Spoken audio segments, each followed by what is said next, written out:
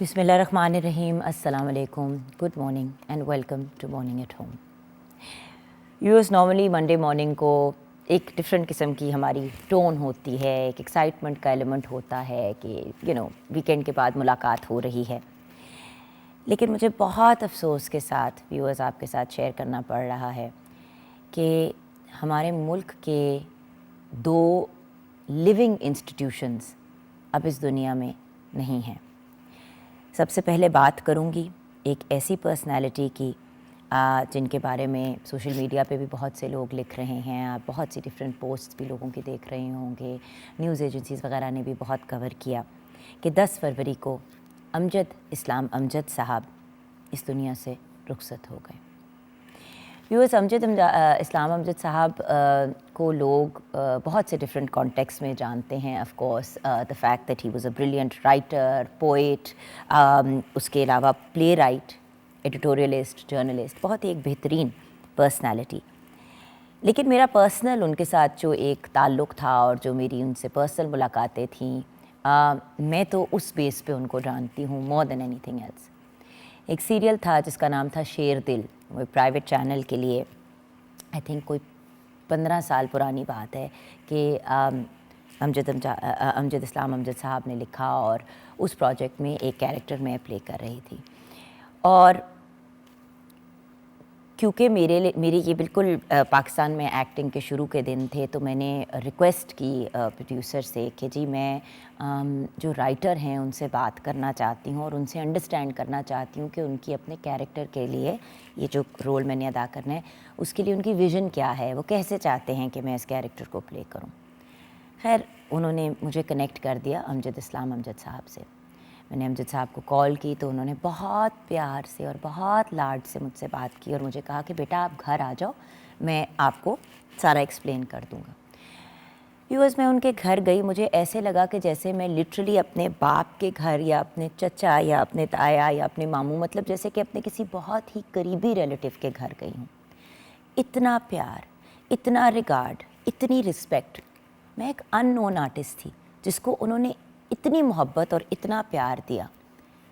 That was the day जब अमजद साहब ने एज ए ह्यूमन बीइंग मेरा दिल जीत लिया। और उसके बाद मैं आपको बता नहीं सकती व्यूअर्स, उनके काम की तो सारी दुनिया ही फ़ैन है, लेकिन उनकी पर्सनैलिटी की मैं बहुत बड़ी फ़ैन बन गई। और फिर हमारी जब भी कभी मुलाकात हुई या मुलाकातें हुई, अल्लाह का शुक्र है उनके साथ शो पे भी बात करने का मौका मिला, उनके घर जाने का भी मौका मिला, दूसरी जगहों पे भी जहाँ पे इवेंट्स वगैरह होते थे अमजद साहब गेस्ट ऑफ ऑनर होते थे, उनसे मिलने का मौका मिलता था। इतने खूबसूरत इंसान। व्यूअर्स, बस यही दुआ है कि अल्लाह ताला उनके दर्जात बुलंद फरमाए और उनको जन्नतुल फिरदौस में आला तरीन मकाम अता फरमाए। और व्यूअर्स, बहुत से लोग जानते हैं और जो नहीं जानते, आपको अपने काम और आपके एक्सीलेंस के ऊपर प्राइड ऑफ परफॉर्मेंस और सितारा इम्तियाज़ से भी नवाजा गया। उसके अलावा आपको इंटरनेशनल लेवल पे भी बहुत से अवार्ड्स मिले और लोकल लेवल पे, बट ये दो बहुत सिग्निफिकेंट जो आपके अवार्ड्स हैं ये आपको दिए गए। व्यूअर्स, अभी इस शौक़ से हम लोग रिकवर कर ही रहे थे, तो अभी जब हम लिटरली जब काम पे आए हैं और बैठे हैं सारे डिस्कशन कर रहे थे, तो एकदम से हमें ख़बर मिली कि हमारे मुल्क के एक बेहतरीन television host, actor, writer, broadcaster और डायरेक्टर अब इस दुनिया में नहीं रहे। आपने एक बहुत ही भरपूर और ब्रिलियंट ज़िंदगी गुजारी। आप हम सब के लिए एक लिविंग आइकॉन थे। मैं बात कर रही हूँ द ग्रेट ज़िया मोइनुद्दीन साहब की। ज़िया मोइनुद्दीन साहब आज के दिन, मतलब आज सुबह एट सम पॉइंट इंतकाल कर गए। आपने मूवीज़ में भी काम किया, पाकिस्तान टेलीविज़न नेटवर्क के लिए तो आपने बेपनाह काम किया, इंटरनेशनली आपने पाकिस्तान को बहुत से फोरम्स पे रिप्रेजेंट भी किया। आपका बोलने का अंदाज़, समझाने का अंदाज़, आपकी पर्सनैलिटी, आपकी ड्रेसिंग, ज़िया मोइनुद्दीन साहब was an icon and a legend. अपनी ज़िंदगी में बड़े कम लोग होते हैं व्यूअर्स जो अपने लाइफ टाइम में ही लेजेंड का स्टेटस जो है वो अचीव कर लेते हैं, और एक लिविंग इंस्टीट्यूशन थे ज़िया मोइनुद्दीन साहब। उनकी फैमिली के लिए हमारी कंडोलेंसेस। एक बहुत ही अनबिलीवेबली ब्रिलियंट इंसान जिन्होंने बहुत कंट्रीब्यूट किया टू द मीडिया इंडस्ट्री और फैमिली एंटरटेनमेंट और इंसान को सोचने पे मजबूर करने वाला काम ज़िया मोइनुद्दीन साहब करते थे। उनका एंटरटेन करने का अंदाज़ भी इतना ब्रिलियंट था कि आई डोंट थिंक कि दुनिया में कोई ऐसा इंसान है जो उनके साथ कंपेयर किया जा सकता है। तो आप सबसे रिक्वेस्ट है कि आज के दिन स्पेशली उनको अपनी दुआओं में याद रखिएगा। अल्लाह ताला ज़िया मोइनुद्दीन साहब के दर्जात बुलंद फरमाए और आपको जन्नतुल फिरदौस में आला तरीन मकाम अता फरमाए। आमीन। What a man, what a legend. And honestly viewers, Amjad Islam Amjad Sahab and Zia Moinuddin Sahab will be truly and deeply missed. Viewers, बढ़ते हैं एक ऐसे दिन की तरफ जो पाकिस्तान समेत दुनिया भर में मनाया जा रहा है। अब इंटरेस्टिंगली इनफ ये दोनों पर्सनालिटीज़ अमजद इस्लाम अमजद साहब एंड ज़िया मोइनुद्दीन साहब रेडियो पाकिस्तान के साथ भी बड़े डीपली कनेक्टेड रहे हैं अपने काम के थ्रू। आज पाकिस्तान समेत दुनिया भर में वर्ल्ड रेडियो डे मनाया जा रहा है और इस बार की थीम है radio and peace. Basically viewers, TV, internet, mobile phone, इन सब चीज़ों की इन्वेंशन से पहले रेडियो ही वो वाहिद तरीका था जिसके थ्रू लोग एक दूसरे से राब्ता करते थे, एक दूसरे से कम्युनिकेट करते थे। और चाहे वॉर का वक्त था, चाहे खुशी का वक्त था, चाहे कोई सेलिब्रेशन थी, खुशी गम, हर चीज़ की खबर आपको रेडियो पे ही मिलती थी। और रेडियो मेन तरीका था लोगों का एक दूसरे से कम्युनिकेट करना का। न्यूज़ भी आपको रेडियो पे मिलती थी। एंटरटेनमेंट सिर्फ म्यूज़िक के पॉइंट ऑफ व्यू से नहीं बल्कि रेडियो ड्रामों के थ्रू भी आपको मिला करती थी। बड़े इंटरेस्टिंग और इंटेलेक्चुअल टॉक शोज़ हुआ करते थे रेडियो पे। अब भी कुछ चैनल्स पे होते हैं। I am very happy to say come radio channels पे अब ऐसा होता है, लेकिन फिर भी होता ज़रूर है। और रेडियो पाकिस्तान ऑफ कोर्स, जिस तरह पाकिस्तान टेलीविज़न नेटवर्क जो है वो मदर इंस्टीट्यूशन है टेलीविज़न की, उसी तरह रेडियो जो है वो पाकिस्तान मतलब दुनिया हमारे मुल्क पाकिस्तान में it's the mother of all radio institutions. अब व्यूअर्स, जब हम बात करते हैं रेडियो की, तो क्या आज हम रेडियो को वो वैल्यू और इम्पोर्टेंस देते हैं जो वो डिज़र्व करता है? और उसके साथ साथ जो दूसरी चीज़ कंसिडर करने वाली है, क्या हम रेडियो का सही इस्तेमाल कर रहे हैं? रेडियो को अगर हम पीस और पॉजिटिविटी के पैगाम के तौर पे इस्तेमाल करेंगे और उसके थ्रू मैसेजेस देंगे तो ये एक बहुत बेहतरीन ऑप्शन है। एक वक्त था जब रेडियो सिर्फ एफएम पे और हम अपने जो मतलब गाड़ी का जो रेडियो का चलाने वाला सिलसिला होता था, म्यूज़िक सिस्टम या डेक जो होता था, उसके थ्रू सुना करते थे। लेकिन अब तो दुनिया इवॉल्व हो गई है। ऑनलाइन भी आप लोग रेडियो चैनल से कनेक्ट करके म्यूज़िक सुन सकते हैं, गुफ्तगू सुन सकते हैं, ख़ुद भी पार्टिसिपेट कर सकते हैं। सो आज पाकिस्तान समेत वर्ल्ड रेडियो डे मनाया जा रहा है। एंड ऑफ कोर्स रेडियो की कंट्रीब्यूशन दोनों वॉर्स जो पाकिस्तान ने फेस की उसमें भी जो हैं उनको बिल्कुल भी इग्नोर नहीं किया जा सकता। और रेडियो पे बहुत बड़े बड़े सुपरस्टार्स, मैडम नूर जहाँ साहिबा, अल्लाह ताला उनके दर्जात बुलंद फरमाए, इसी तरह मेहदी हसन साहब, नुसरत फ़तेह अली खान साहब, ये बहुत से ऐसे ब्रिलियंट आर्टिस्ट हैं जिन्होंने अपना हिस्सा और अपनी कॉन्ट्रीब्यूशंस भी डाली। हम रेडियो पे ज़रूर बात करेंगे, लेकिन थोड़ा आगे जाके आज एक और दिन व्यूअर्स मनाया जा रहा है जिसके बारे में बात करना बहुत ज़रूरी है। आज वर्ल्ड एपिलेप्सी डे भी मनाया जा रहा है। एपिलेप्सी यानी कि मिर्गी। अब बहुत से लोग एपिलेप्सी को अंडरस्टैंड नहीं करते कि ये एक्चुअली बीमारी है क्या। पाकिस्तान में मुझे बहुत अफसोस के साथ कहना पड़ता है, बल्कि साउथ एशिया में पाकिस्तान, इंडिया, श्रीलंका, बांग्लादेश इन एरियाज़ में अभी भी अगर कोई मिर्गी का शिकार होता है या वो उनको मिर्गी की प्रॉब्लम होती है, एपिलेप्सी की प्रॉब्लम होती है, तो लोग सोचते हैं कि इनको कोई मेंटल प्रॉब्लम है। एक तो कि मतलब ये नॉर्मल इंसान नहीं है। दूसरी एक बहुत बड़ी प्रॉब्लम ये है कि लोग कहते हैं कि इसके ऊपर कोई साया है या इसके ऊपर इसको मतलब जो एक फेवरेट लाइन है लोगों की, इसको जिन चिमड़ गया है। लेकिन व्यूअर्स, ये एक्चुअल बीमारी है। तावीज़, जादू टोने, इन चीज़ों में पड़ने के बजाय अगर इसका प्रॉपर इलाज किया जाए तो इंसान अपनी ज़िंदगी बड़े भरपूर अंदाज में गुजार सकता है। लेकिन अगर इसका बर वक्त इलाज ना किया जाए और इसकी ट्रीटमेंट कंटिन्यू ना की जाए, मतलब आप ऐसे सोचें कि एपिलेप्सी उसी तरह है जिस तरह डायबिटीज़ है। डायबिटीज़ की बीमारी है, या किसी को मतलब एक ऐसी चीज़ है, एक कंडीशन है जिसके साथ इंसान सारी ज़िंदगी जीता है, लेकिन सारी ज़िंदगी आप बहुत सुकून से अपनी ज़िंदगी गुजार सकते हैं अगर आप उसकी प्रॉपर दवाइयाँ लें, उसकी प्रॉपर ट्रीटमेंट कराएं। सो व्यूअर्स, आज हम आपको एपिलेप्सी यानी मिर्गी से रिलेटेड भी गाइड करेंगे। ये तो आज हमने क्या क्या करना है ये आपके साथ हमने शेयर किया। अब अगर आपने हमसे रब्ता करना है, अगर आपका भी एपिलेप्सी यानी कि मिर्गी से रिलेटेड कोई सवाल है, या रेडियो से रिलेटेड आप हमारे रेडियो वाले सेगमेंट में बात करना चाहते हैं, तो 042992000648 पे आप कॉल कर सकते हैं। एंड मॉर्निंग एट होम हमारा फेसबुक का पेज है जो आप ज़रूर फॉलो कीजिएगा। आइए व्यूअर्स, आगे बढ़ते हैं। शेफ़ तैयबा अल्ताफ़ हमारे साथ हैं। अस्सलाम वालेकुम। अस्सलाम, कैसी हैं जुबैन आप? बिल्कुल ठीक ठाक हूँ। तैयबा जी, ये बताइए कि आज हम किचन में क्या बना रहे हैं? किचन में आज बन रहा है मद्रासी चिकन। और मद्रासी चिकन जो है उसका थोड़ा सा फ्लेवर इस सेंस में चेंज होगा कि लोग बहुत ज़्यादा फरमाइश करते हैं कि कढ़ाई से हट के कोई टेस्ट हो, तो हम इसमें थोड़ा सा ग्रेवी रख के बना रहे हैं, क्योंकि चिकन के साथ ऑनेस्टली जो ट्रेडिशनल डिशेस हैं, एक चिकन कढ़ाई लोग बनाते हैं, बोनलेस हांडी बना लेते हैं, या ज़्यादा से ज़्यादा चिकन के साथ जो है वो जो शोरबे वाला जो एक चिकन होता है, सालन वाला, बट वो इतना ज़्यादा इंसान को याद कराता है कि जब बंदा बीमार होता है तो वो कहते हैं शोरबे वाली मुर्गी बना दो उसके साथ खिचड़ी के साथ। सो वो भी कुछ बीमारी का आंसर देता है। अब लोगों ने आलू डालने शुरू कर दिए चिकन के अंदर और चिकन आलू बनाना शुरू कर दिया, लेकिन मैं चिकन आलू को मानने के लिए तैयार नहीं हूँ। आलू गोश्त होता है, चिकन आलू नहीं होता। बिल्कुल ऐसे ही है। अच्छा, बट खैर, मद्रासी चिकन कैसे बनता है, इसमें क्या यूनिक चीज़ है? जी बिल्कुल, मैं आपको इसके अज्जा बताती हूँ। मद्रासी चिकन में हम 2 किलो जो है चिकन यूज़ कर रहे हैं।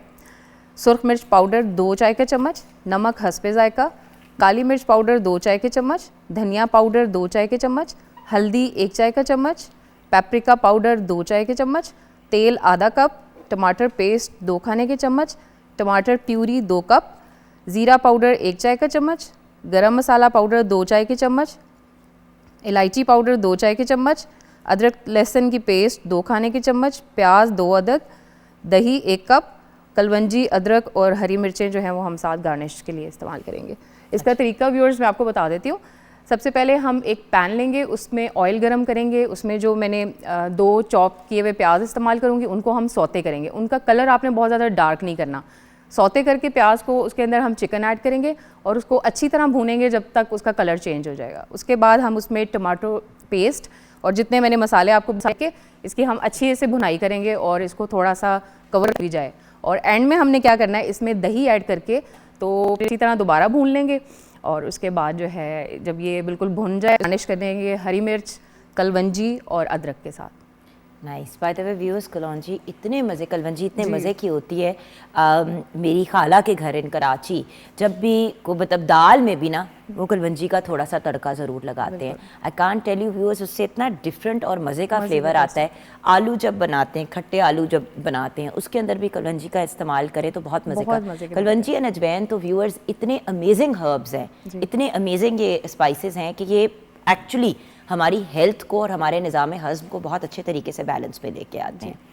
So that's our recipe. जी बिल्कुल, अमेजिंग। तो शेफ़ तैयबा अपना काम स्टार्ट करेंगी, हम व्यूअर्स छोटी सी ब्रेक की तरफ जाएंगे। ब्रेक के बाद जब वापस आएंगे तो सबसे पहले बात करेंगे वर्ल्ड एपिलेप्सी डे से रिलेटेड। इंटरनेशनल एपिलेप्सी डे आज पाकिस्तान समेत दुनिया भर में मनाया जा रहा है। आपको हमने अवेयरनेस भी देनी है कि ये क्या है, और इसके साथ जो स्टिग्मास अटैच्ड है, जो बहुत सी नेगेटिव बातें की जाती हैं, उस पर भी आपको क्लैरिटी देंगे। इसका इलाज क्या है, इसकी ऑन गोइंग ट्रीटमेंट क्या है, डिटेल में आपको बताएंगे। आप हमारे साथ रहिएगा।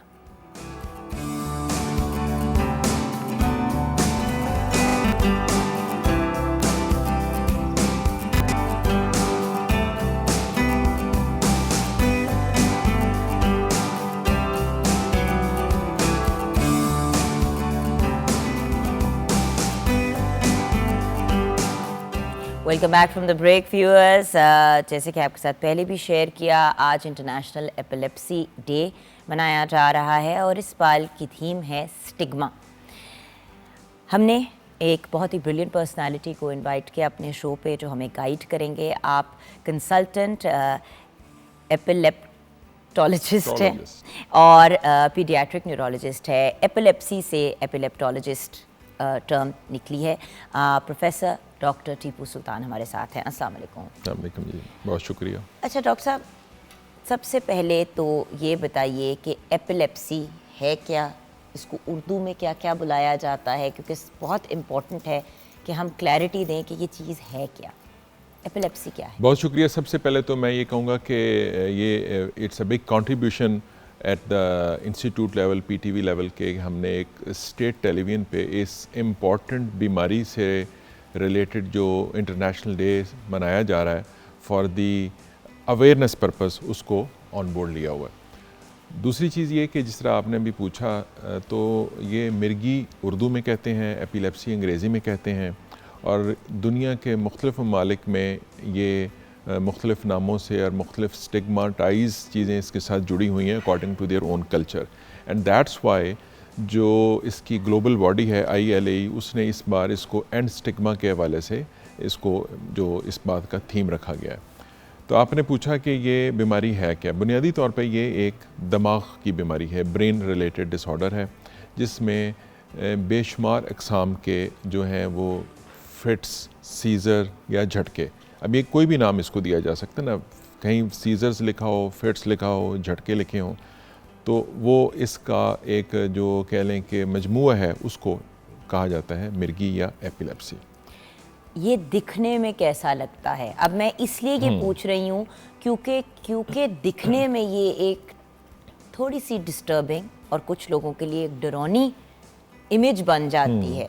देखिए, किसी की शुगर कम होती है, उनकी तबीयत ख़राब घट रही होती है, हार्ट अटैक के केस में भी बंदा अपने दिल को पकड़ता है, बंदा पेन में होता है, लेकिन एपिलेप्सी में कुछ, जब इंसान को एपिलेप्टिक फिट या जो भी राइट टर्म है या सीजर हो रहा होता है, तो उस वक्त वो एक तस्वीर सी जो है वो दिखने में बहुत फ्राइटनिंग होती है। तो थोड़ा सा बिल्कुल आप दुरुस्त कह रही हैं। बुनियादी तौर पे इसका जो कॉमनेस्ट टाइप है उसको हम कहते हैं जनरलाइज टॉनिक क्लोनिक सीजर। उसमें बच्चा या इंसान या आदमी जो है वो सबसे पहले उसमें उसको मुख्तलिफ बॉडी के पार्ट्स पे झटके लगना शुरू होते हैं।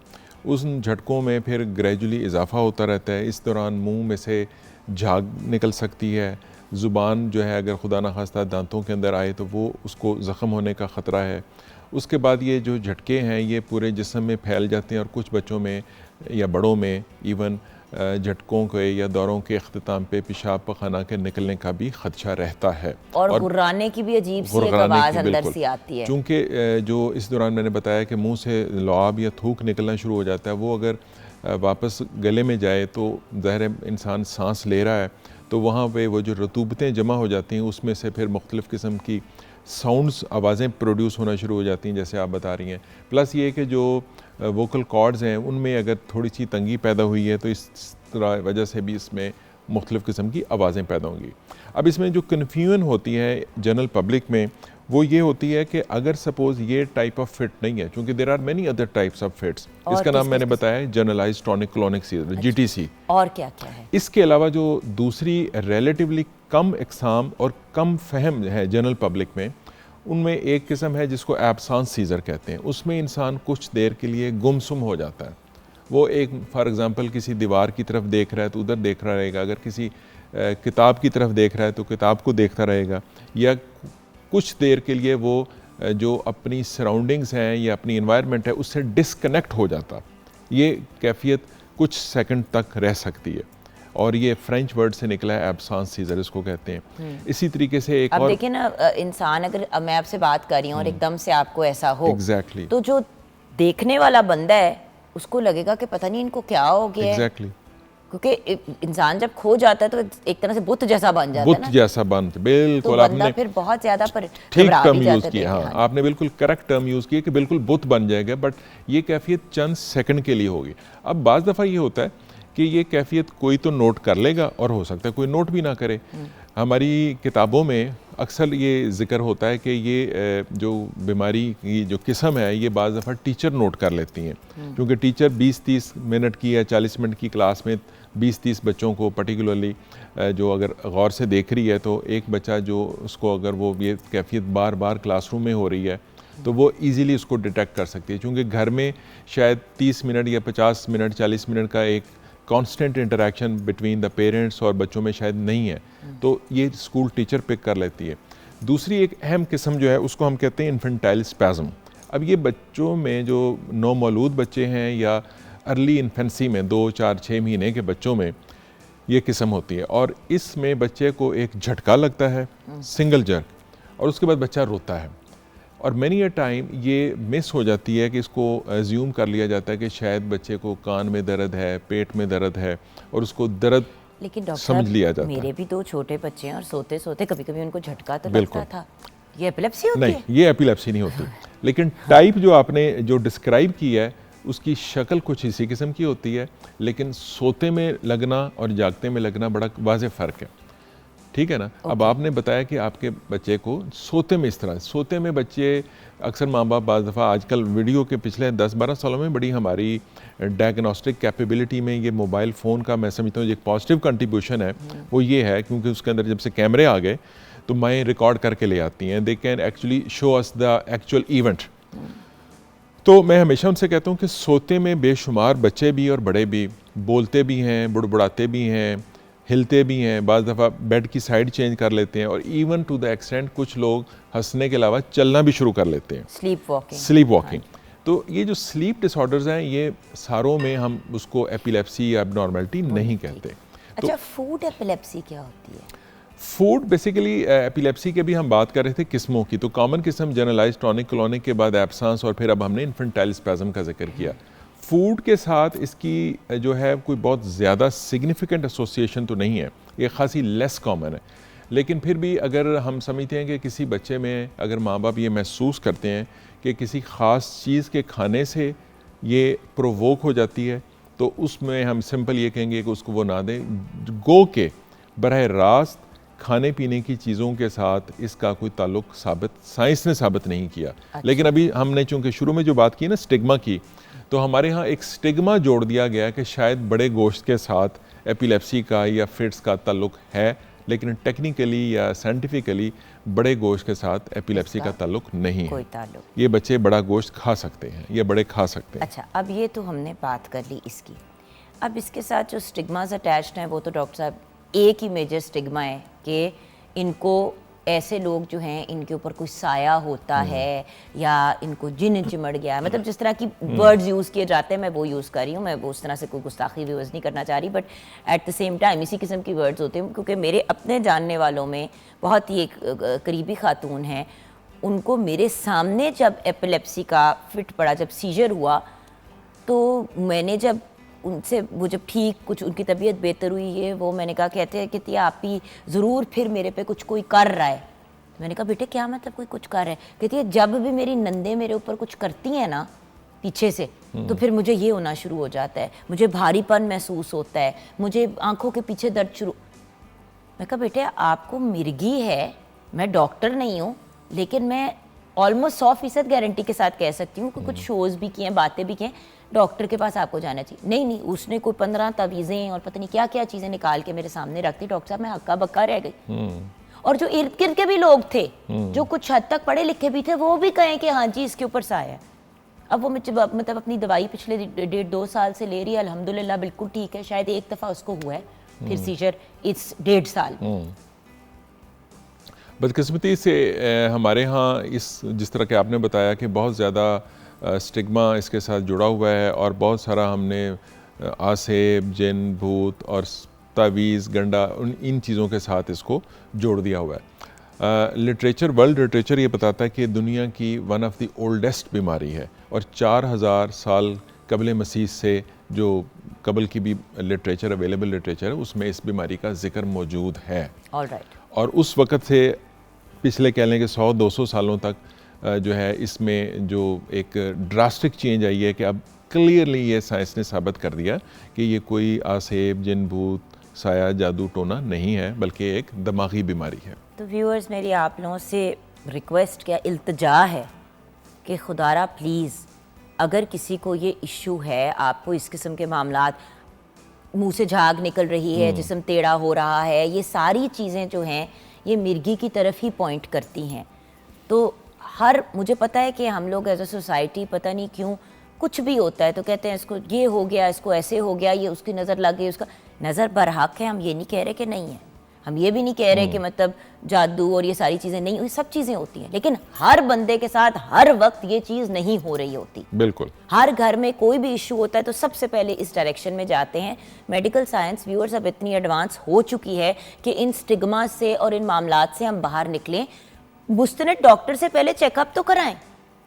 अगर आप किसी ऐसे मतलब आपके घर के पास कोई एक बंदा बैठा हुआ है जिसने एक कुर्सी लगाई हुई और टेबल लगाया हुआ, वो अपने आप को डॉक्टर बुला रहा है या मतलब या कोई हिकमत की तरफ व्हाटएवर, वो सब अपनी जगह चीज़ें हैं, लेकिन आप प्रॉपर मुस्तनद एलोपैथिक डॉक्टर के पास लेके जाएं, बच्चे का या बड़े का या जो भी है उनको चेकअप करवाएं। क्योंकि अगर इसका बर वक्त इलाज ना किया जाए तो डॉक्टर साहब क्या क्या हो सकता है? बहुत ही इम्पॉर्टेंट है कि सबसे पहले तो हमें ये अपने माशरे में आगाही देनी है। और मैं एक बार फिर कहूँगा कि पाकिस्तान टेलीविज़न और आपके प्रोग्राम का शुक्रिया कि इस अहम दिन के मुनासबत से आपने ये शो ऑर्गेनाइज़ किया पब्लिक अवेयरनेस के लिए। और अगर हमारे अवाम ये समझ जाएं कि ये एक बीमारी है तो उसके बाद बहुत ही आसान सा एक नुस्खा जो है कि आपने करीबी डॉक्टर से, अगर वो बच्चा है तो बच्चों के डॉक्टर से, बच्चों के दिमाग के डॉक्टर से, या बड़ा है तो बड़ों के डॉक्टर। या डॉक्टर साहब आप तो बड़े छोटे दोनों को देखते हैं। जी, मैं बुनियादी तौर क्योंकि पे आप पीडियाट्रिक न्यूरोलॉजिस्ट हैं और एपिलेप्टोलॉजिस्ट हूँ। बट एपिलेप्टोलॉजिस्ट भी हैं तो बच्चे एपिलेप्सी को मरीजों को भी देखता हूँ और बच्चों की दिमागी बीमारियों को भी देखता हूँ। तो उसमें मैं ये कहूँगा कि देखें, अगर आप एक बार मुस्तनद डॉक्टर के पास या मुतलका डॉक्टर के पास पहुँच जाते हैं तो इस बीमारी की तशखीस कोई बहुत मुश्किल काम नहीं है और खुशकिस्मती से इसका इलाज बहुत महंगा नहीं है। अच्छा, अब डॉक्टर साहब यहाँ पे हम रुकेंगे, हम ब्रेक की तरफ जाएंगे। अगर आप लोगों को ये बात समझ आ गई है कि एपिलेप्सी या मिर्गी है क्या और क्या क्या है, और डॉक्टर साहब ने जैसे कि बताया कि इतनी कोई औखी चीज़ नहीं है हैंडल करने को, हम ब्रेक के बाद वापस आएंगे। इसकी तशखीस कैसे की जाती है, इसका इलाज क्या है और फिर इसकी मैनेजमेंट कैसे करनी चाहिए, ये हम डिस्कस करेंगे ब्रेक के साथ with professor doctor Tipu Sultan.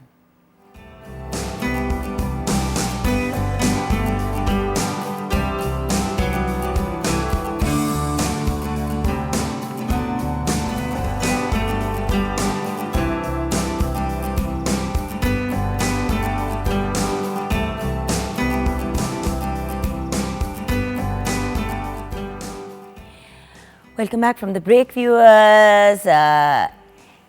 एपिलेप्टोलॉजिस्ट, thank you, और paediatric neurologist professor doctor Tipu Sultan हमारे साथ हैं। एपिलेप्सी यानी कि मिर्गी पे बात हो रही है। कुछ तो हमने स्टिग्मास को क्लियर करने की कोशिश की है व्यूअर्स, और आपको सिम्टम्स भी बता दिए हैं। इसकी तशखीस अब कैसे की जाए? दिमाग की जब भी कोई बीमारी होती है, इंसान हमेशा घबरा जाता है कि पता नहीं क्या करेंगे, कहीं कुछ कट कुट करके खोलेंगे तो नहीं, कोई प्रोब तो नहीं करेंगे, लोग डर जाते हैं और चेकअप भी कराने के लिए तैयार नहीं होते। तो डॉक्टर साहब, एक तो तशखीस और इलाज, ये दोनों हमें प्लीज़ बताएं। खुशकिस्मती से मिर्गी उन बीमारियों में से है जिसकी तशखीस नहायत आसान है, आई मस्ट से, क्योंकि ये उन बीमारियों में से है कि 21वीं सदी में होने के बावजूद हम एक simple video clip, if not the witness of a seizure, जिस तरह शुरू में आपने बताया कि आपने अपने घर में किसी को विटनेस किया फॉर अ सीज़र, अगर हम सीज़र जो कि हम अपने ओपीडी सेटिंग में, क्लिनिक सेटिंग में नहीं कर सकते, तो we always ask for a video recording. तो एक वीडियो रिकॉर्डिंग के साथ हम उसको तशखीस कर सकते हैं, followed by there are hardly couple of test जिनकी मदद चंद फ़ीसद मरीज़ों में रिक्वायर्ड होती है, और वो टेस्ट हैं एक EEG, इलेक्ट्रोएन्सेफलोग्राफी। जिस तरह इसकी मिसाल मैं दिल की ECG से, which is quite prevalent and common, मैं दे देता हूँ कि जिस तरह दिल की ECG होती है यहाँ पे लीड्स लगा के, इसी तरीके से ये दिमाग की EEG जो है दिमाग के ऊपर लीड्स लगा के होती है, जिसमें कोई दर्द नहीं है। सिंपल है, हाँ। इस तरह करके चिपकाते हैं चीज को, ना उसमें कोई पेन है, ना पता ही नहीं चलता कि कुछ है, जैसे सोचो स्टिकर लगा दिए। एग्जैक्टली। तो वो एक रिकॉर्डिंग है EEG, और चंद फ़ीसद मरीज़ों में हमें MRI की या इस तरह के ब्रेन स्कैन की ज़रूरत पड़ती है। लेकिन डॉक्टर साहब, वो कौन से पेशेंट्स होते हैं जिनको बड़े अरसे से है और हाँ, नहीं बिल्कुल, वो मरीज़ होते हैं जिसमें बहुत अरसे से है, ठीक नहीं हो रही, या मिर्गी के साथ साथ उसमें कोई और अलामात आनी शुरू हो गई हैं, मसलन फालज आना शुरू हो गया है, और बच्चे की उम्र बहुत छोटी है, या सिर्फ जिस्म के एक हिस्से में झटके लग रहे हैं, फिट्स लग रहे हैं, तो उन मरीज़ों में, चंद फ़ीसद मरीज़ों में हमें MRI की ज़रूरत पड़ती है। अदरवाइज़ ज़्यादा फ़ीसद जो कॉमन है वो वीडियो रिकॉर्डिंग के बाद वो मैक्सिमम EEG होती है। यानी कि अगर आपके घर में कोई अल्लाह ना करे कि किसी के भी घर में ऐसा कोई बच्चा हो, क्योंकि ऑब्वियसली ये माँ बाप के लिए एक बहुत पेनफुल चीज़ होती है देखने के लिए, या कोई घर में ऐसा बड़ा। अच्छा, प्रॉब्लम ये है कि व्यूअर्स, मैं ऐसे केसेस भी जानती हूँ जहाँ पे 25-25, 30-30, 40-40 साल की उम्र पे जाके फाइनली पता चला कि जी ये तो मिर्गी थी, साया नहीं था।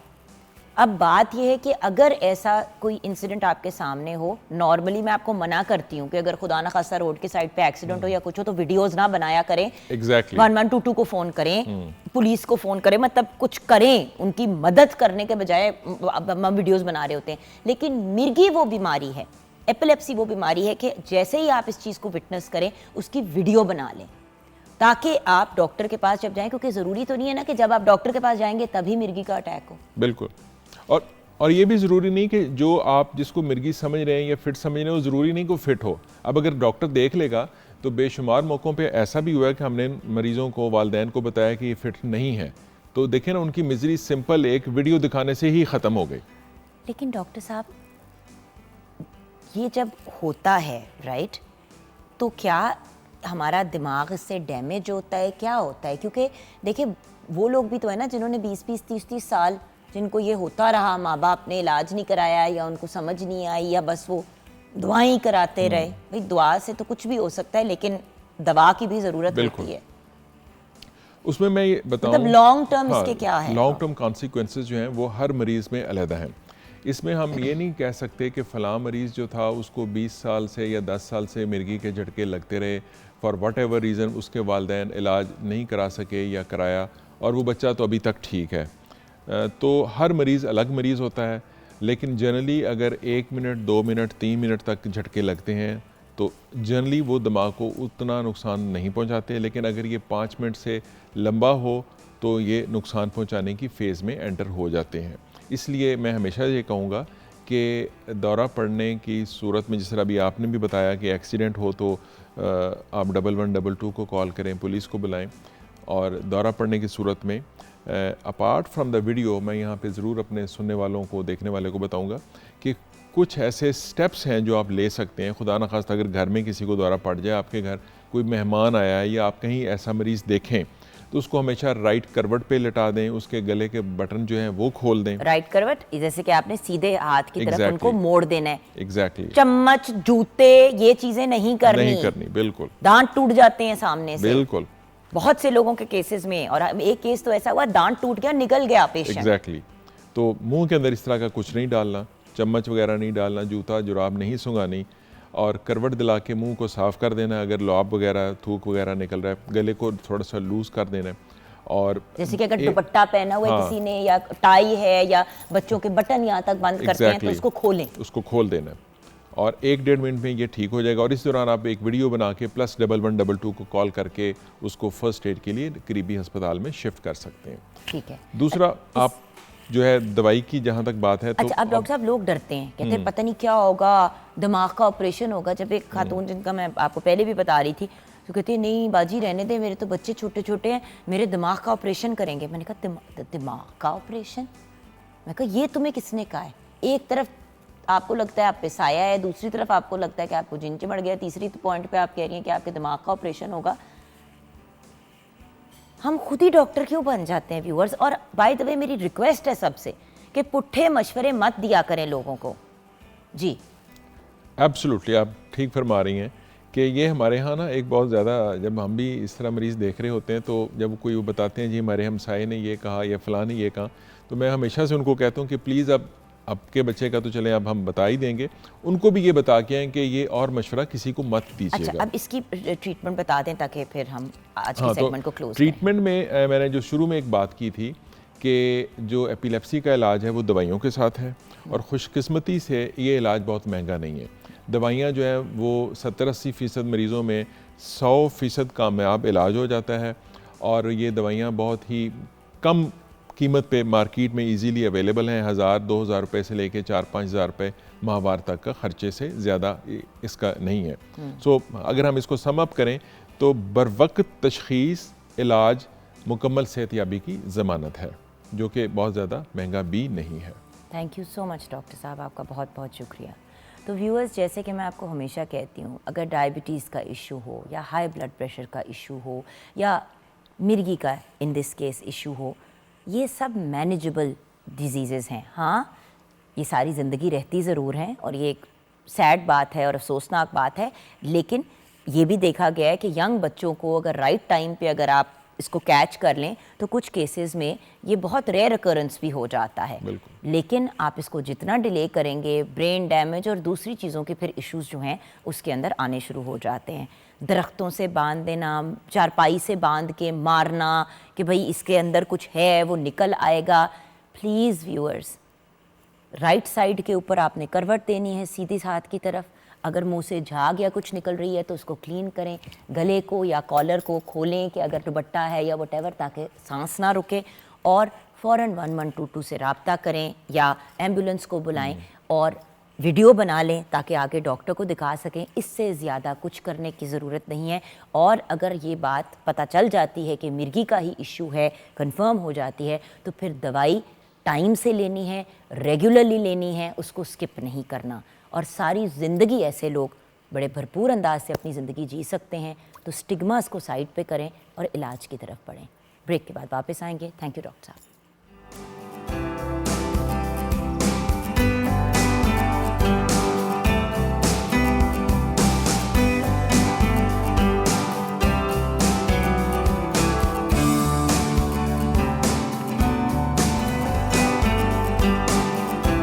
क्या बात है, ladies and gentlemen, we have with us Rana Bobby, who is a brilliant singer and a host, radio RJ हैं. He hosts sports events as well as musical concerts and corporate events as well. बहुत ही brilliant और talented singer है. शुक्र है professionally गाना गाना इन्होंने सही तरीके से शुरू कर दिया है, वरना हम लोगों को अपनी टिकटॉक्स और दूसरी वीडियोस भेज के टॉर्चर करते थे। कैसे हैं आप Rana Bobby? I am fine, absolutely fine. अभी तो थोड़ा मैं अपना जो सांस जो है उसको संभालने की कोशिश कर रहा हूँ। आप अपने आप को जनरली संभालें, हम अभी आपके पास आते हैं क्योंकि हमने सोचा कि एक लड़के को बहुत सी खवातीन के बीच में बैठा जी वो है ना, वो 3 औरतें 3 कहानियाँ। 4 हैं आज तो 4 है, आज एक्चुअली 5 भी हैं। 5 है, 2 इस साइड पे, 3 उस साइड। ऑब्वियसली हमने कहा विमेन सेंट्रिक शो टोटल ना लगे तो एक हमने टोकन मैन बीच में बिठा दिया है। अच्छा, और दोस्त भी इसलिए फ़ायदा भी उठा सकते हैं इस बात का। We have doctor Hina Adeeb with us, बहुत ही ब्रिलियंट पर्सनालिटी, 17 साल से रेडियो ब्रॉडकास्टर हैं। She is also a teacher, communication specialist हैं, रिसर्चर हैं और ऑफ कोर्स हमारे शो का पहले भी हिस्सा रह चुकी हैं। अस्सलाम वालेकुम डॉक्टर। वालेकुम अस्सलाम, कैसी हैं आप? बहुत खुश हूँ कि नाम के साथ डॉक्टर लग गया। Thank you. अल्हम्दुलिल्लाह। And then we have Seemal Bilal with us, हमारी बहुत ही प्यारी, हमारी बहुत ही लाडली, another member of I would say morning at home की फैमिली। एक ब्रिलियंट रेडियो जॉकी हैं, उसके अलावा HR प्रोफेशनल भी हैं, voice over artist and a brilliant host. अस्सलाम वालेकुम सीमल। वालेकुम अस्सलाम, pleasure being here again. Welcome back. और मेरी एक पुरानी कॉलीग, जो मुझे पता नहीं था कि वो मेरी कॉलीग थी, हम एक ही इदारे में काम करते थे लेकिन शायद हमें एक दूसरे के साथ वक्त गुजारने का मौका नहीं मिला, डॉक्टर सुंदुस मुस्तकीम जी, अस्सलाम वालेकुम। वालेकुम सलाम। मैं ये अभी पूछना है कि ये सुंदर से सुंदुस कैसे हुआ, ये कॉन्वर्सेशन मैंने अभी करनी है, या शायद प्रोनाउंसिएशन यही सही है और हम गलत बोलते रहे हैं। टीवी एंड रेडियो ब्रॉडकास्टर हैं, सोशल एंड कम्युनिकेशन रिसर्चर हैं, करंट अफेयर्स प्रोग्राम भी होस्ट कर चुकी हैं और English news reader on radio Pakistan Islamabad. वालेकुम सलाम जी, thank you for having me in your programme. You are most welcome. क्योंकि आज वर्ल्ड रेडियो डे मनाया जा रहा है और थीम कुछ पीस से रिलेटेड है, तो सबसे पहले तो आप ही से सुंदुस शुरू करते हैं। ये पहले बता दें कि सुंदुस क्यों? लोग तो सुंदुस कहते रहे सारी उम्र। एक्चुअली सुंदस जो है वो गलत उलाम है और कुरान पाक में 3 बार सुंदस लफ्ज़ आया है और दाल के ऊपर पेश है। Basically it's an Arabic name and it's an Iraqi royal name. And what does it mean? Sundas is the green silk of paradise. क्या बात है। इस जन्नत की हूरों के पहनने वाला सब कीमती रेशमी लिबास, इस ग्रीन सिल्क। क्योंकि व्यूअर्स, जब भी मुझे कुछ बात डिफरेंट या यूनिक या आउट ऑफ द ऑर्डिनरी लगती है तो अगर मुझे क्यूरियोसिटी होती है जो मैं ब्रेक में इनसे पूछती, मैंने कहा हम सबको पता चले, तो सही तरीका है कहने का सुंदुस। जी, आप जितने भी अरबिक फ्रेंड्स हैं वो लोग एकदम से सुंदुस प्रोनाउंस करते हैं। इवन कराची में भी सारे फ्रेंड्स हैं वो सुंदुस प्रोनाउंस करते हैं, पंजाब में सुंदस हो जाता है। वो कुछ हर चीज़ ही पंजाब में बदल सी जाती है। राना बॉबी एक क्लासिक एग्जांपल है इस चीज़ का। लेकिन हम इसकी तरफ जाएंगे। आज हम सबका गोल है कि एक तो हमने international radio day, world radio day मनाना है, लेकिन साथ साथ राना बॉबी को तंग भी करना है। तो आप बताइए कि आज के दिन की मुनासबत से क्या कहना चाहिए? वर्ल्ड रेडियो डे, वैसे तो रेडियो एक one of the oldest mediums of communication हमेशा से रहा है। 2011 में जो है वर्ल्ड रेडियो डे यूनेस्को की तरफ से, यूएन की तरफ से मनाया गया था। मतलब उसको प्रॉपर्ली ऑब्जर्व करने की theme, it's today is the 12th edition of world radio day. और 2023 की जो थीम है वो रेडियो एंड पीस है। और रेडियो एंड पीस की इस थीम को रखने का मकसद यही कि रेडियो से जो कॉन्फ्लिक्ट रेजोल्यूशन का काम लिया जा सकता है। इस तरह अभी यूक्रेन में जो कॉन्फ्लिक्ट चल रहे हैं, ताइवान में जो कंट्रोवर्सीज चल रही हैं, और स्पेशली ये जो ईरान में प्रोटेस्ट चल रहा है। सो इन सारी ग्लोबल इनसिक्योरिटीज़ और इंस्टेबिलिटीज़ को मद्देनज़र रखते हुए 2023 की जो वो रेडियो एंड पीस की थीम को रखा गया था, ताकि रेडियो से पीस कॉन्फ्लिक्ट, यानी कि कैसे पीस को और पीस, क्योंकि कॉन्फ्लिक्ट जोन में जहाँ पर रेडियो से कैसे अमन को जो है वो प्रमोट किया जा सके, रेडियो के मीडियम से कैसे जो है आप अपनी बात कन्वे कर सकें, और कैसे लोगों को जिस तरह रेडियो से, चूँकि is one of the cheapest medium, reasonable medium, जहाँ पर कोई नहीं जा सकता, कोई मीडियम दूसरा नहीं होता, टेलीविजन नहीं है मीडिया। जी, खर्चा ही कोई नहीं है। जी, बड़े तो रेडियो आसानी के से, जरिए, चाहे आप ऑनलाइन सुन लें, चाहे आप अपनी एक्चुअल रेडियो ट्रांजिस्टर के ऊपर, मतलब यू कैन। आप देखें वर्ल्ड वार 2 में रेडियो ने कितना इंपॉर्टेंट रोल प्ले किया था। ठीक है, तो इसी तरह आज के दौर में, आज इस साल 2023 में इस थीम को रखने का मकसद यही है कि ग्लोबल इनसिक्योरिटीज़ को किसी हद तक कम किया जा सके, और अमन का जो पैगाम है रेडियो के ज़रिए से ज़बान ज़द आम किया जा सके। तो उसको रखने का मकसद ये रहा। Seemal, what would you like to say? I think वो तमाम थीम की तो हमें समझ आ ही गई है, बट लाइक जनरली इस दिन को मनाने का मकसद, देखिए मतलब रेडियो को का मतलब कुछ लोग ये भी कहते हैं कि भैया हम वर्ल्ड इंटरनेट डे तो नहीं मनाते, बिल्कुल तो हम वर्ल्ड रेडियो डे क्यों मनाते हैं? ये क्या बात हुई? मुझे लगता है कि देखें, जो रेडियो से मुंसलिक हैं एज लिसनर्स और एज ब्रॉडकास्टर्स और people working in the radio industry, उनके लिए तो हर दिन रेडियो डे है। I think 13th February is particularly कि हम उन लोगों से बात कर सकें जिनके यही सवालात होते हैं कि radio industry is a dying industry, इसको तो बंद क्यों नहीं हुई या कब बंद हो रही है, कि उन सवालात को या उन कन्फ्यूजन्स को, कि हर किसी का तो इंटरेस्ट नहीं होता इस चीज़ में, तो जिनका नहीं है, we find this day as an opportunity to talk to them. अभी इस मीडियम, इस शो के जरिए भी हम इसी तरह के सवालात को मेरे ख्याल से ज़्यादा एड्रेस करेंगे यार। डेफिनेटली मेरा मनाने का दिन, मुझे पूछो कि मैं क्यों ये दिन मनाना चाहती हूँ। बताएं। क्योंकि जिन लोगों की मैं फ़ैन होती हूँ और उनको सिर्फ सुन रही होती हूँ, उनको मैं देख भी सकती हूँ, और इस बहाने अपना वो फैन वाला जो है ना, वो भी शौक निकल जाता है। मेकअप रूम में मैं हिना से बात कर रही थी कि आज हम भी तैयार होके आते हैं, वरना usually for radio shows you know you are very casual, आप जैसे मर्जी जाएं, आराम से अपना शो करें। लेकिन आप लोगों में से कुछ ऐसे भी हैं जो बहुत ज्यादा तैयार होके साथ में लाइव स्ट्रीमिंग भी शुरू कर देते हैं।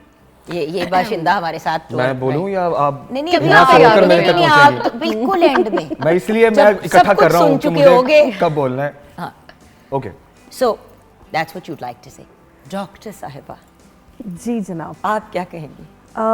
well, Radio Day for me is another important and integral day, not only for me, I think for all the radio listeners, for all the radio broadcasters as well. और साथ ही साथ उस पर एक और बात मैं कहना चाहूँगी, बिकॉज जैसे अभी डॉक्टर सुंदस ने बोला कि पीस और रेडियो और पीस का जो है वो थीम चल रहा है। मैं अगर देखूँ ज़रा ऑल ओवर द वर्ल्ड अगर नज़र दौड़ाऊँ, तो उसमें ये बात मेरे सामने आती है कि बहुत सारे ऐसे कम्युनिटी रेडियोज़ हैं, they are confined and they are working related to peace. वो स्पेसिफिकली काम ये कर रहे हैं जो कि peace, human rights, peace radio is well different. Exactly, for example peace radio for peace international, that is working in Costa Rica. Then we do have a Voice of Peace that is working in Middle East since 1970s. हमारे पास radio Esperanza है जो specially काम ही human rights पर और piece पर कर रहा है. We do have Radio Paz that is in Colombia. So इस तरह से बहुत सारे रेडियोज़ हैं जो पूरी दुनिया में स्पेसिफिकली इस थीम पर काम कर रहे होते हैं, ताकि लोगों को इंटरफेथ हार्मनी हो, वो कम्युनिटीज़ बेस्ड रेडियोज़ हों, वो लोगों को एक रीफीलिंग दे सकें और लोगों को करीब ला सकें, इंटरैक्टिव सेशंस उनके बेहतर हो सकें. और रेडियो इसमें इसलिए एक कुदरती किरदार अदा करता है क्योंकि वो हमेशा से ही एक बहुत ही, आप ये कह लें कि फार फ्लंग एरियाज तक जाने वाला मीडियम रहा है. बाय द वे, कश्मीर में हमारे कश्मीरी भाई बहन बार बार वो मीडिया को ब्लॉक कर देते हैं, टेलीविज़न बंद कर देते हैं, इंटरनेट की सर्विसेज बंद कर देते हैं।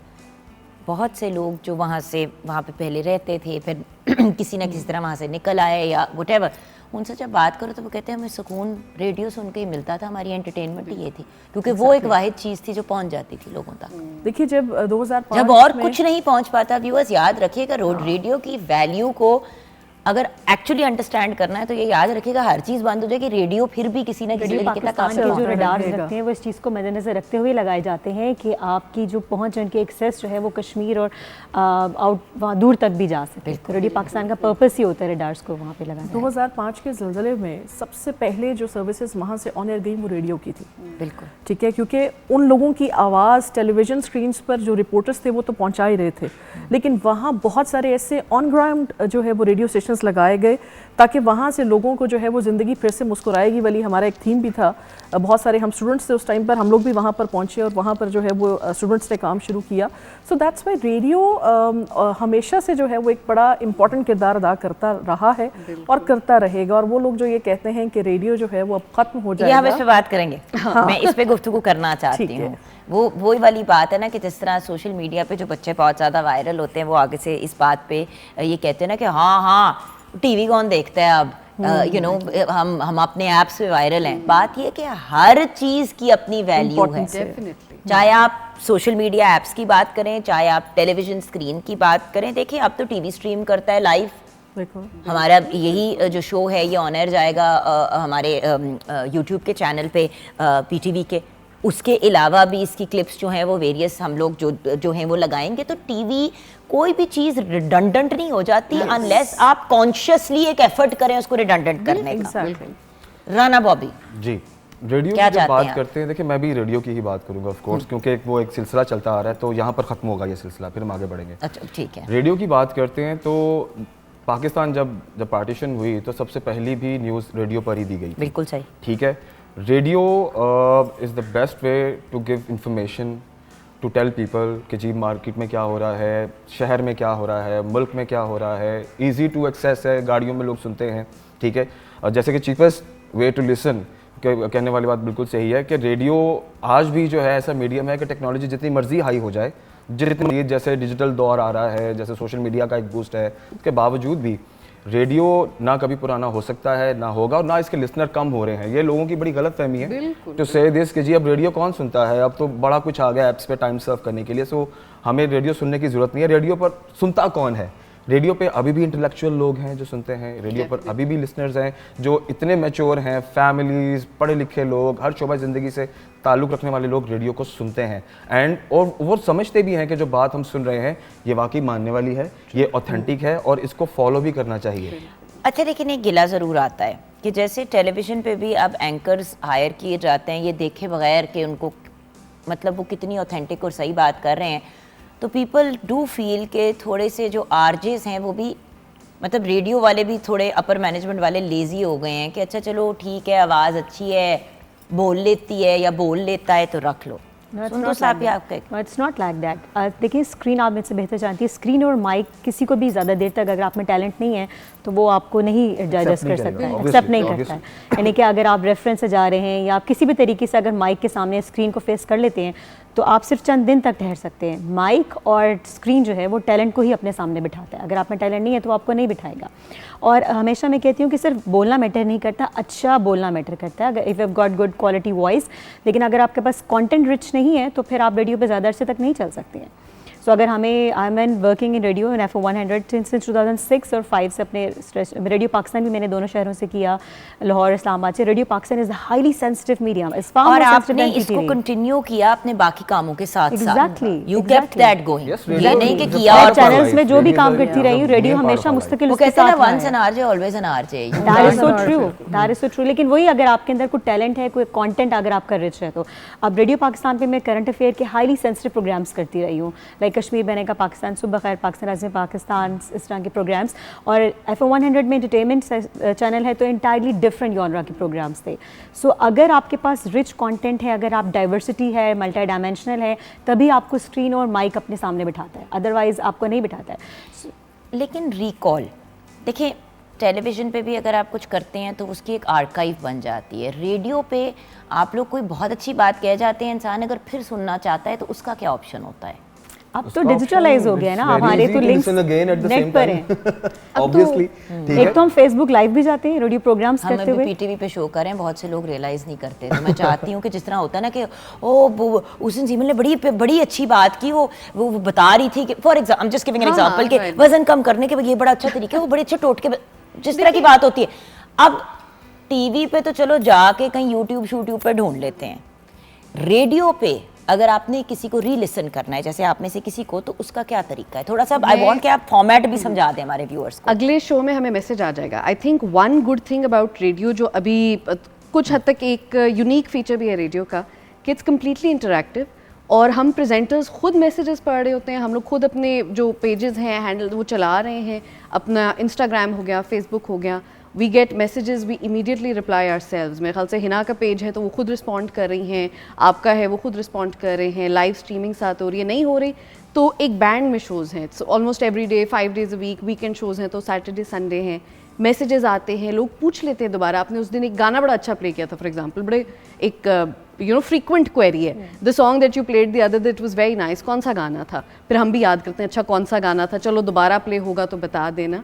It's still very interactive, audience से तकरीबन 1-on-1 आपकी डिस्कशन हो रही होती है, they follow up messages, they follow up discussions, और मेरे ख्याल से मैं पर्सनली रेडियो के इस फीचर को बड़ा एंजॉय करती हूँ। And bye the way doctor साहब, जो मुझे सबसे ज़्यादा एक्साइटिंग चीज़ लगती है, आज भी आप फोन करके गाने की रिक्वेस्ट करें और हस्बैंड को डेडिकेशन चल जाए, मियाँ सुने ना सुने, आप खुद बड़े खुश हो जाते हैं सुन के। एग्जैक्टली, ये चार्म है ना रेडियो का। अब आपके पास मल्टीपल जो है वो चॉइसेस हैं गाना सुनने की। You have Spotify, you have YouTube. अब देखो जो लोग काम पे जो काम पे जा रहे होते हैं, जो for example morning shows enjoy, I mean there are men and women both who enjoy morning shows. अब अगर जा रहे हैं काम पे, रेडियो आप सुन सकते हैं काम पे जाते हुए, आप शो नहीं देख सकते सामने स्क्रीन लगा के।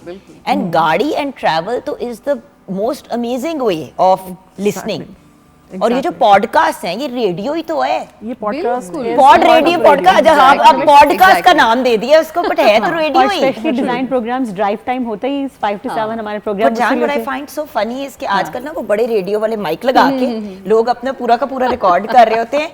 मैं कहा मेरे को 10 दफा मेरी 10 डिफरेंट जगहों पे नीचे लिखा, मैंने कहा but this is radio, you are calling it a podcast but it's radio. Exactly, उसको विजुअल कर दिया गया है ना, विजुअल कर दिया है और वो रिकॉर्ड करके available for future references. Because क्योंकि एक इजी वे टू वॉच है, जैसे सोशल मीडिया पर बहुत ज़्यादा टाइम सर्व होता है लोगों का, तो हमें हमारे लोगों का पता है, we know what they want to see, तो दैट्स व्हाई हर चीज़ को विजुअलाइज करके लोगों को दिखाने का इजी वे है, चाहे वो पॉडकास्ट है। हाँ, 1 second डॉक्टर साहिबा, not all of us want to be on screen. अगर मैं रेडियो का शो कर रही हूँ तो मैं रेडियो का शो इसलिए कर रही हूँ बिकॉज मैं नहीं सामने स्क्रीन पे आना चाहती। देखिए, जस्ट बिकॉज मैं मॉर्निंग शो करती हूँ, मुझे एक दफ़ा किसी ने कहा कि जी हमने आपसे रेडियो शो की, एक FM चैनल ने कहा कि आपसे रेडियो शो कराना, लेकिन हम ना उसको रिकॉर्ड भी करेंगे विजुअली। मैं कहा भाई तो फिर वो टीवी शो हो गया। बिल्कुल। फिर अगेन यू डोंट केयर कि मैंने बोलना क्या है, आपको सिर्फ अपीयरेंस मुझे चार्म, क्रिस्मा, क्रोसिटी है ना, वो कम हो जाता है, वो कम हो जाती है। अच्छा, उसमें ये मैं कहना चाहूँगी कि अब क्योंकि दौर डिजिटल है और अब कंपटीशन बहुत ज़्यादा है। अब अगर आप इंस्टा पे नज़र नहीं आ रहे, अब आप फेसबुक पे नज़र नहीं आ रहे, रेडियो वो दौर कहीं ना कहीं, after doing my PhD research जो कि है ही इससे रिलेटेड रेडियो ब्रॉडकास्टिंग पे, पूरी दुनिया जो है वो, हम अभी AM और FM तक ही रुके हैं, ठीक है, एम्पलीट्यूड और मॉड्यूलेशन और फ्रीक्वेंसी मॉड्यूलेशन से आगे नहीं बढ़े। अभी रेडियो पाकिस्तान ने 2015 से काम स्टार्ट किया हुआ है डिजिटल ऑडियो ब्रॉडकास्टिंग पे। मैं बहुत खुश हूँ कि रेडियो पाकिस्तान लाहौर स्टूडियो से उसकी रिकॉर्डिंग स्टार्ट हो चुकी है, माशाल्लाह, which is really really good. और आई एम लुकिंग फॉरवर्ड कि डैब यहाँ पर कैसे काम करेगा। वो एक लॉन्ग प्रोसीजर है, उसका एक बड़ा लंबा प्रोसीजर है कि डिजिटल रिसीवर्स होंगे, किस तरह से आपका जो है वो टेरेस्ट्रियल सिग्नल और डैब को मिला के कैसे जो है वो आगे लेकर चलना है। Very exciting. सो लिटरली हम ब्रॉडकास्टर्स के लिए तो बहुत एक अच्छी बात है कि हम एक स्टेप आगे फर्दर रेडियो ब्रॉडकास्टिंग में जा रहे हैं पाकिस्तान में, which is much needed at this time. अगर आप नज़र नहीं आते, रेडियो आज से तकरीबन 15-20 साल पहले सुना जाने वाला मीडियम था। अब रेडियो सुना और देखा जाने वाला मीडियम है, as compare to other mediums जहाँ पर आपके पास डिफरेंट ऐप्स हैं, डिफरेंट आपके पास जो है वो फेसबुक लाइव और इंस्टा लाइव के जो है वो ऑप्शंस हैं, आप नज़र नहीं आएंगे तो फिर आप दौड़ में पीछे रह जाएंगे। ये भी एक सोच है जो प्रिवेल कर रही है। और हर चीज़ में रैट रेस है आजकल। But I would definitely like to include कि even if you choose not to be very frequent with your live sessions, आपकी फिर भी popularity और audience maintain रहती है। हम ब्रेक की तरफ जाएंगे, ब्रेक के बाद जब वापस आएंगे बॉबी जी आपसे कुछ गाना भी सुनेंगे और मैं आपसे जानना चाहती हूँ कि रेडियो ने आप लोगों को क्या दिया। What has radio done for you? मुझे कहता ना आस्क नॉट व्हाट, वो वाला जो पूरा है मैं उसको फ्लिप कर रही हूँ, मैं कह रही हूँ आई वांट टू नो कि रेडियो ने आप लोगों को as human beings, as intellectuals, as media personality, as celebrities, radio ने आपको क्या दिया है, ये हम जानेंगे ब्रेक के बाद।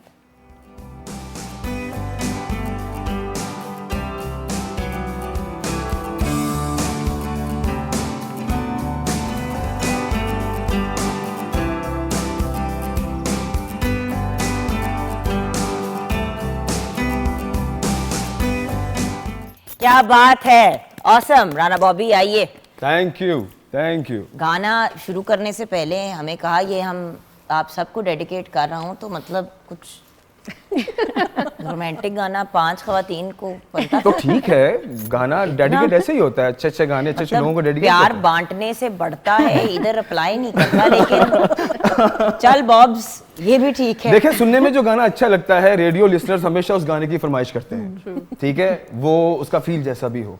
सो आप लोग लिसनर थे and I was the presenter, I was the performer. तो आप लोगों की दिल की बात मैंने समझी कि अच्छा सा गाना सुनना चाहें, that's why I just perform the song. तो फिर अच्छा गाना भी तो सुनाना था ना बॉबी। मजाक था, सेड मजाक था। अगर हंस रही हूँ तो मजाक ही होगा ना। देखने वाले अगर मैं सीरियस एक्सप्रेशन के साथ कहती हाँ बस फिर देखने वालों के लिए कहना भी बहुत जरूरी है। जबरदस्ती मेरे से हर बार क्लियर करवाता है कि कहो कि मजाक कर रही है, कहो।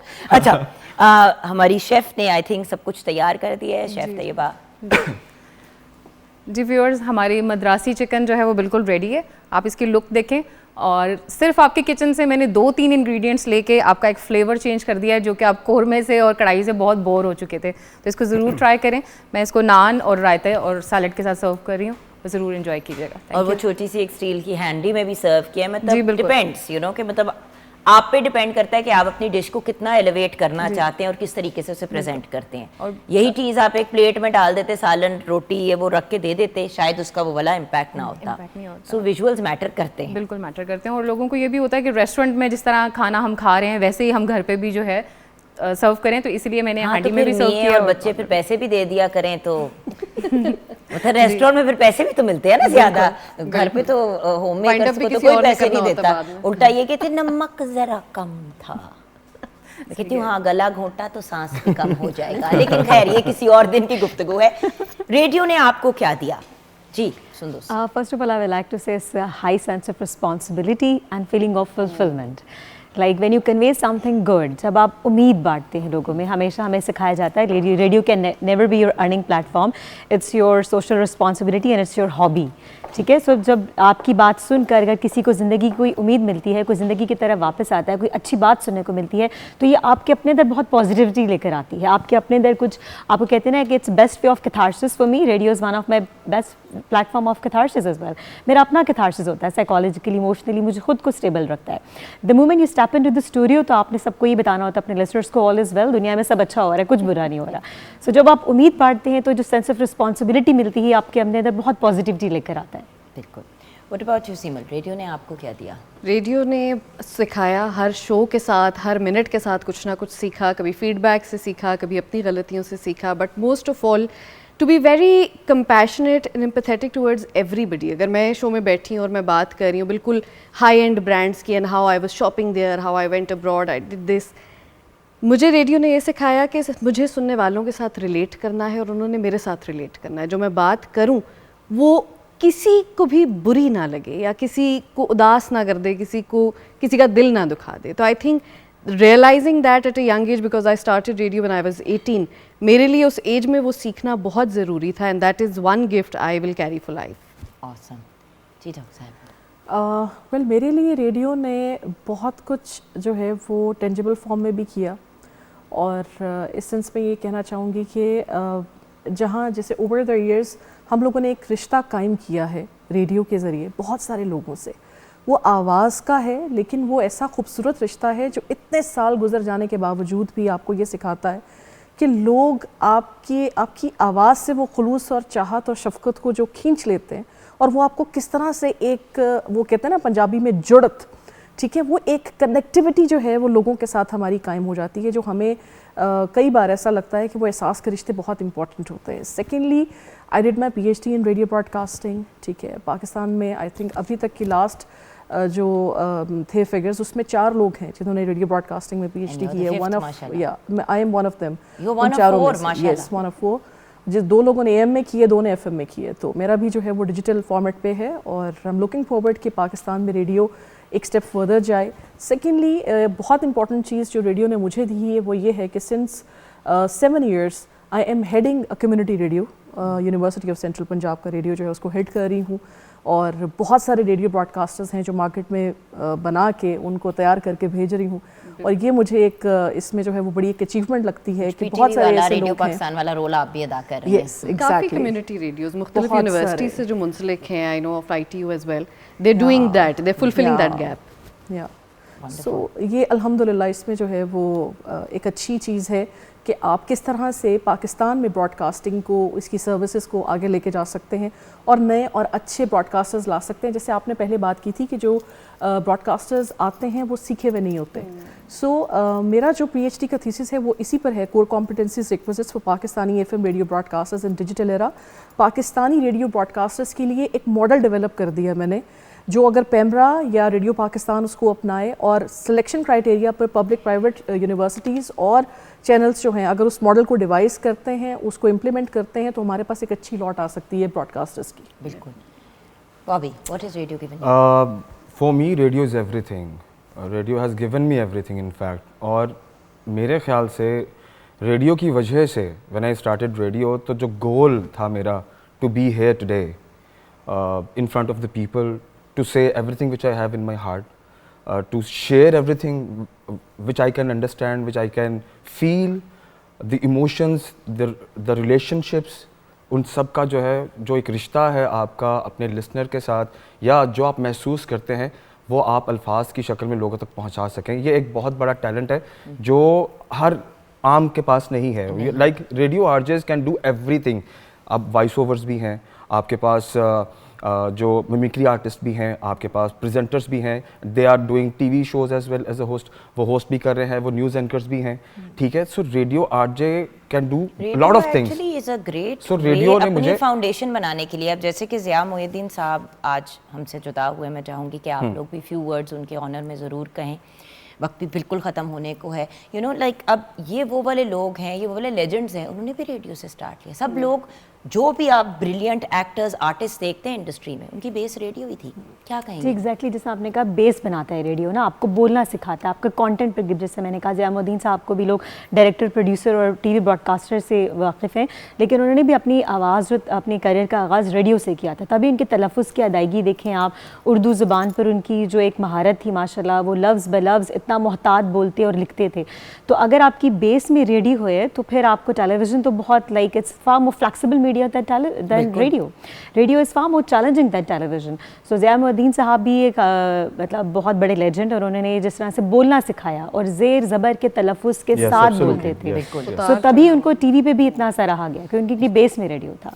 मेरे ख्याल से being good at what you do is a different form of success, but being an institution, मेरे ख्याल से ज़िया मोहिद्दीन साहब अपने काम की शक्ल में जो ख़जाना हमारे पास छोड़ के जा रहे हैं, वो मेरे लिए, आगे आने वालों के लिए फॉर years and years एक इंस्टीट्यूशन का काम करेगा। मैं वॉइस ओवर आर्टिस्ट हूँ, मुझे पता है कि मैंने कितनी मर्तबा रिपीट पर गौर से उनके वॉइस ओवर सुने कि ये किस तरह, क्या तलफ़ुज़ है, क्या उतार चढ़ाव है, और मैंने कितना उनसे सीखा है। तो आगे भी डेफिनेटली लोग सीखते रहेंगे इंशाल्लाह।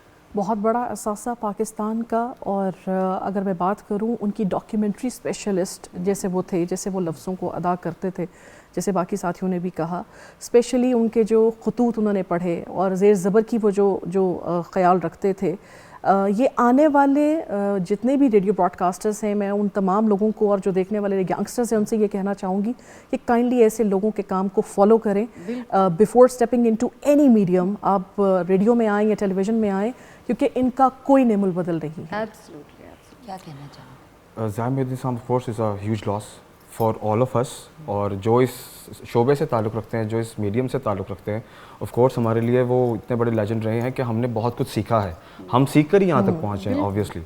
सो इन लोगों को फॉलो करना, जैसे कि हिना ने भी कहा, is very much important for new people. जो नए लोग हैं, जो होस्ट बनना चाहते हैं, जो अफसाना निगार बनना चाहते हैं, या वो कुछ बोलने की उनके अंदर कोई तमन्ना है, या वो ऐसा कुछ काम करना चाहते हैं, तो ऑब्वियसली ऐसे लोगों को फॉलो करना चाहिए।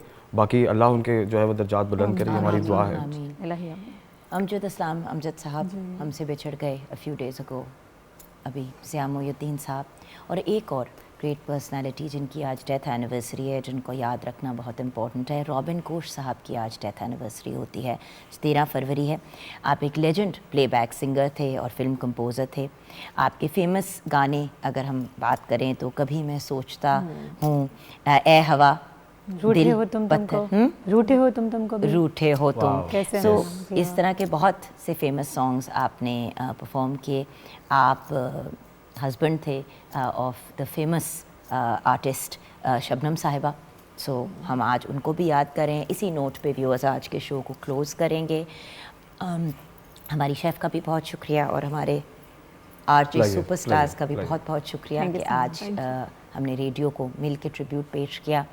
व्यूअर्स, कोई भी मीडियम हो, उसकी इम्पोर्टेंस और उसकी वैल्यू को निगेट नहीं किया जा सकता, और रेडियो एक बहुत ही खूबसूरत मीडियम है जहाँ पे अभी भी कंटेंट के ऊपर फोकस किया जाता है, क्योंकि एक तरह से ऑप्शन भी नहीं होता, कंटेंट ही चलना है। उसमें आपकी होस्ट कितनी प्यारी, आपका होस्ट कितना प्यारा लग रहा है, क्या उछल कूद हो रही है, मैटर नहीं करती। आपने अपनी आवाज़ और अपनी इंटेलेक्ट, अपने जहन से और अपने कंटेंट से लोगों को इंगेज रखना है। सो रेडियो अगर कहें कि इज़ द बेस और फाउंडेशन, जो अगर आपकी वो स्ट्रॉन्ग हो जाए तो फिर आप मीडिया में कोई भी काम कर सकते हैं। जैसे कि बॉबी ने कहा, ये बात गलत नहीं होगी। अपना ख्याल रखिएगा। खुदा हाफिज़।